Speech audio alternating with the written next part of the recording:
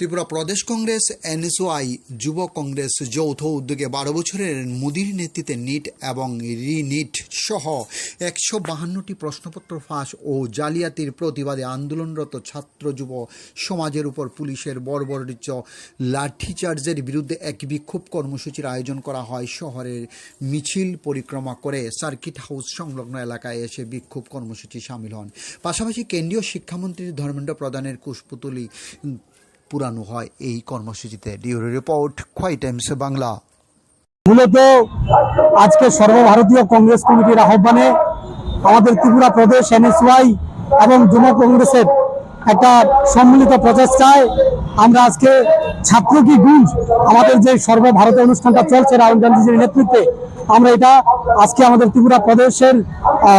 কংগ্রেসের আহ্বানে বটে আমরা এটা করেছি স্টুডেন্ট হেলথ হোম।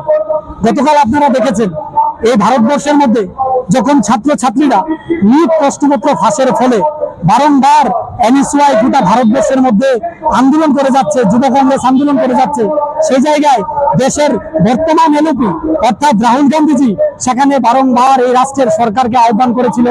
যে এই বর্তমান যে শিক্ষামন্ত্রী আছে ওনার যেন ইস্তফা নেওয়া হয় এবং ছাত্রছাত্রীরা যারা আত্মহত্যা করেছে তারা কেন আত্মহত্যা করলো তাদেরকে একটা মুআওয়াজা দেওয়া হয়, একটা জরিমানা দেওয়া হয় এবং দেশের পার্লামেন্টের মধ্যে একটা আইন যেন পাশ করানো হয় যার মধ্যে দিয়ে আগামী দিনে এইরকম ভাবে আর নিট প্রশ্নপত্র ফাঁস হবে না। কিন্তু সেই জায়গায় সরকার যখন বারংবার আমাদের দাবি মানছিল না, এই রাষ্ট্রের ছাত্র সমাজ ওই যন্তর মন্তরে নিরীহভাবে তারা যখন আন্দোলন করে যাচ্ছিল 20 দিন ধরে সুনাম ওয়াংচুকজি যেখানে অনশন করে যাচ্ছিল